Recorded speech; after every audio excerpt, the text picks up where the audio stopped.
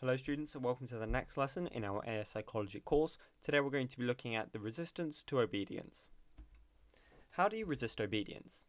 Well, the factors affecting obedience are as follows: taking responsibility of your actions, Milgram's agency theory, legitimate authority, latent immediacy theory, and the process of gradual commitment.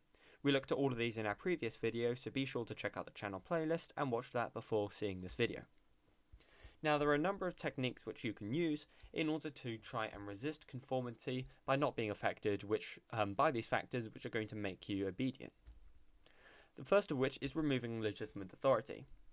If the figure of legitimate authority is removed from a situation, people are going to be more likely to resist obedience because there's not going to be a credible figure telling them to do something. So as a result, they're going to become self-regulated and they're not going to obey. The next is taking responsibility for your actions. If someone has more responsibility, they are more likely to be less obedient in a situation as they have to consider their own actions. So as a result, since you have responsibility for your own actions and you can actually get in trouble because no one else is going to take the rap for what you do, the levels of obedience are going to drop. So for example, if you're in work and your boss tells you to do something, if your boss is the one who's going to get in trouble for doing the task, you may actually obey him. However, if it's you the one who's going to get in trouble for doing a task which your boss is going to tell you to do, you may not want to obey because as a result, you can get into trouble. Group immediacy. By separating yourself from an obedient group, you will be able to resist obedience with greater ease. This is because you are less involved or less threatened by the group that is going to want you to obey, and this can be linked to normative social influence, where you have a basic need to want to be accepted into this group. So as a result, if you're removed from it, this normative social influence is going to actually reject the fact that you want to obey the actual figure because the group is from a larger distance away from where you are. This is also part of latent immediacy theory, where the closer in proximity and in time a group is to you, which are all obeying, the more likely you will be to obey. Becoming autonomous.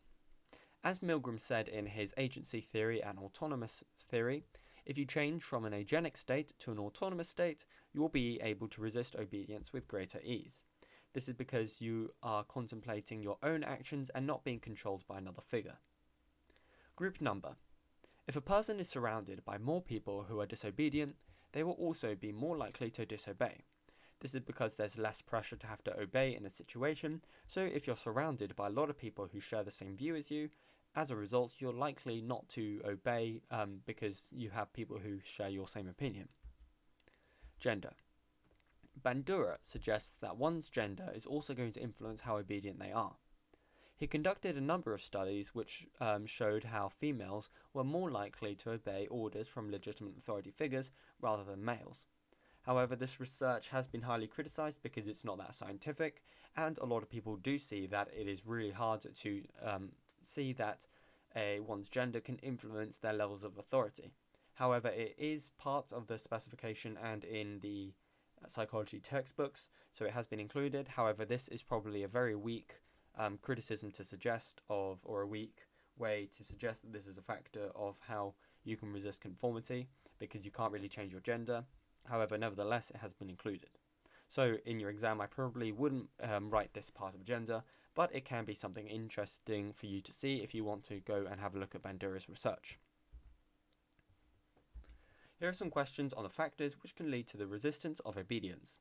Have a go at answering these on another sheet of paper by pausing the video, and then hit play for whenever you're ready to see these answers.